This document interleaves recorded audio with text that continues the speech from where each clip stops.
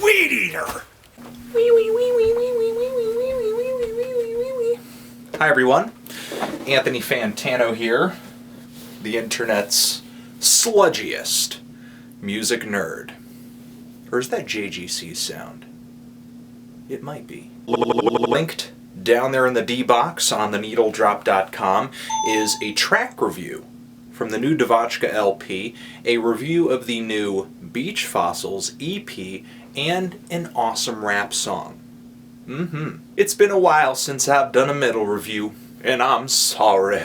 I say I'm sorry. I hope to atone for this sin by touching down on the new Weedeater album, Jason the Dragon. Jason is not only a weird name for a dragon, but Jason the Dragon is a weird name for a Weedeater album.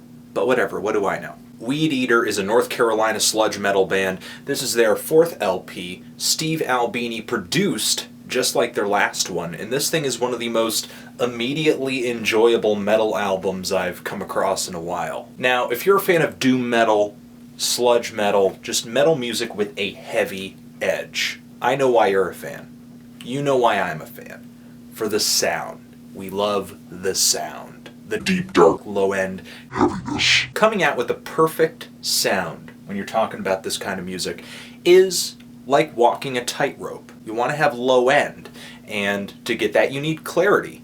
But too much clarity will make your sludge or doom metal record sound really tame, really squeaky clean. And Weedeater has hit a sweet spot with this LP, which isn't that much of a surprise considering the combined experience of all the guys in the band, especially Dave Collins, who's also been in groups like Buzz Oven, Bongzilla, which are great metal bands to check out if you're into the heavier side of this genre.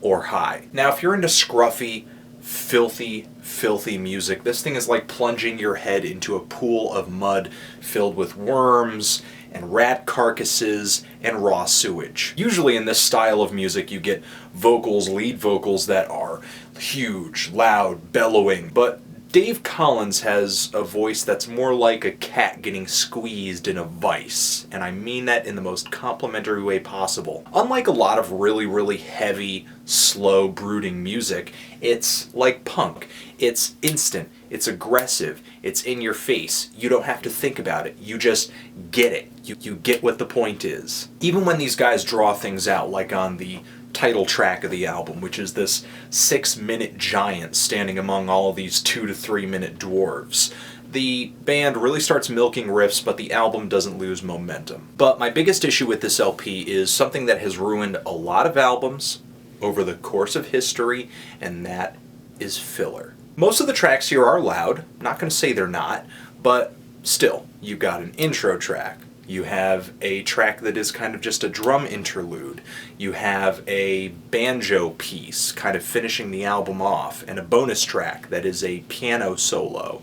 And the song Palm and Opium would be a lot more interesting as maybe a 1-minute kind of funny little gag, but as something that's longer than a lot of tracks on this album, it's just way too long, too much of a distraction, and it's not really a good song. And I'm not saying these guys aren't allowed to write quiet songs or acoustic songs. They've done it before. Tracks like Kirame, Alone, Willow, but I would say even a track like Alone is a much better song than some of the detours that this album takes. I hate to come off callous, like a total jerk, but there's just like a handful of songs and moments here that I really don't care about. On the heavier side of this album, great sounds, turn this thing up, you get a lot of rumble, and a ton of highlights. I'm feeling a decent to strong 7 on this album. I think in the grand scheme of things, this is a good sludge metal album that should be listened to if you're a fan of metal,